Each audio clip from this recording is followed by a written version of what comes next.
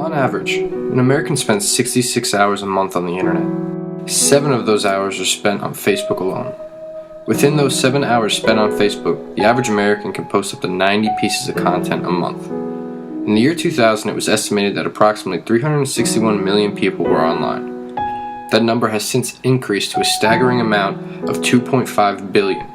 That's a 566% increase over 13 years. And over half of those 2.5 billion people belong to social networking sites. With the extreme expansion of the internet and an endless flow of information, companies like Facebook, Google, and Apple have found methods of organizing personal information to serve the purposes of advertising, law enforcement, and other means of surveillance. Take Google, for example, which collects data from pages on and off their site. They use a total of 57 different types of information signals to create a portfolio for each personal user, such as what computer you're using, what browser you're using, your settings, or even your location. Google uses this information to present you with search results they believe will relate to you. But should Google have the right to that information? More importantly, should they be deciding what information I do and do not want to see? Google isn't the only company storing our personal information, though. If anything, they're a little more reluctant to give it out to the third parties. But Facebook's a different story. Essentially, when you establish your Facebook account and you're entering into an agreement with them, and you're agreeing that they can use your information in the way that they do. And so personally, it doesn't bother me. Right. This is, someone has to pay for the technology, for the service that they're providing to the public. And we're not paying for it. And so we can either accept the fact that they're selling the information about us forward, or we can start paying a subscription. And I don't think anyone wants to do that. Facebook shares and trades user information to various companies and organizations. Facebook doesn't just keep record on Facebook users, but also non-Facebook users, through pictures that they're in, posts in regards to them. They cross-reference this information with other information through this information trade network. People are willing to do that, That if people don't understand the implications of what they're doing, then you can't really hold the people who prey on them responsible. Once someone posts their private information onto a third-party site, that information goes onto their servers. Those servers are their property. That means that your personal information becomes their business record to do with what they will. Well, I do think that we, again, as a culture, are often kind of trading our privacy for convenience.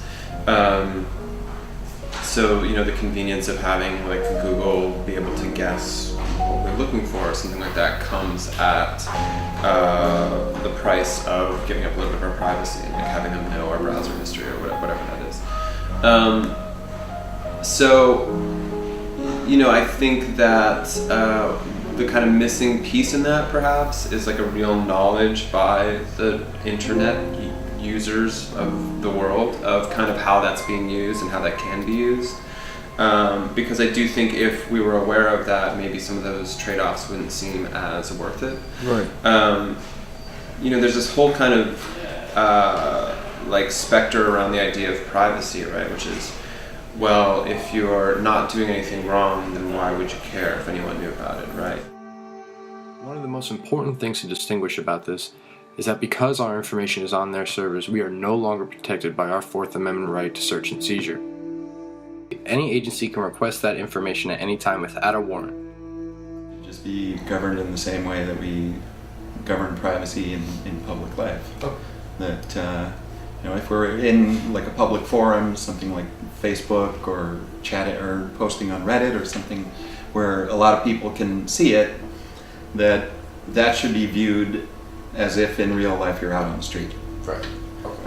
Whereas if you're Skyping with someone or even emailing, that's more like you're in your home. It's really tough, right? Because a lot of these laws were kind of written before the proliferation of all this data that's kind of floating around. I think as internet users, we're often kind of trading some of our privacy for convenience. And I do think that maybe we should have the right to do that as individuals. At the same time, I think that often, we kind of don't realize the extent to which these kind of other forces of big business and capital don't really have our best interests in mind. You know? And I think thinking about things like Facebook, and it always seems like every few months someone like freaks out because they realize that something else is happening on Facebook where they're doing X, Y, and Z to exploit their users. Privacy laws are very important. They're not getting written now. There needs to be a restructuring in how we are attacking this internet thing, because until it changes, it will always be... It'll never be about protecting the final end user. It'll always be about protecting the corporation, protecting the government from the end users. Now, it's not these new surveillance technologies or these big online companies that should be scaring us. It's all these components working together and sharing information that should frighten us. For example, take some of the new surveillance drones that are on their way up. They can fly in the sky using hundreds of cameras on the drone and focus in on a single person's face. Now, with that image, they can go on to Facebook and use information, and they can have an entire portfolio on the one person just off of one image. Scary thought. It's a slippery slope, right? They're sort of already talking now about sort of, the drones that don't need human operators, kind of robot to robot kind of combat, which is super scary to me. I think, we're getting into territory that's unprecedented with a lot of these policies. Say the drones make our police force safer,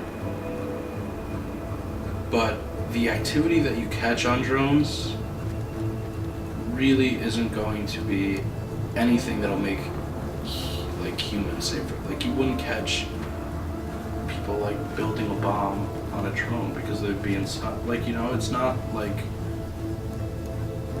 the perfect situation. And so I don't agree with it because it's against our privacy. But I do agree with it because technically it should make everybody safer. It's kind of good faith gestures. I won't use them in this way, or kind of, certain kind of gray areas of policy. I do think it's scary because, once these precedents are set, depending on what the next administration, any changing of the guard, that kind of gray area can be reinterpreted or changed or something, right? So you could say, well, technically, legally, you could, have a drone strike on a U.S. citizen, but I'm never actually going to do that, right? Well, then what about the next guy, or what about when the situation changes or something like this? But do the pros of surveillance technology really outweigh the cons? Is it really helping this society? Or is it just infringing on our privacy? Was it really necessary for the FBI in 2012 to record almost 900,000 hours of audio and to save 29 million electronic files over the web? Unfortunately, the answers to these questions are not black and white. But here are some tips and ways that you can prevent your data from reaching certain websites and keeping yourself offline. There are things that you can do, like for email, you can use encryption. There are open source programs that you can use for encryption. Web browsing, there are things that you can do. You can use like Tor, if you've heard of that.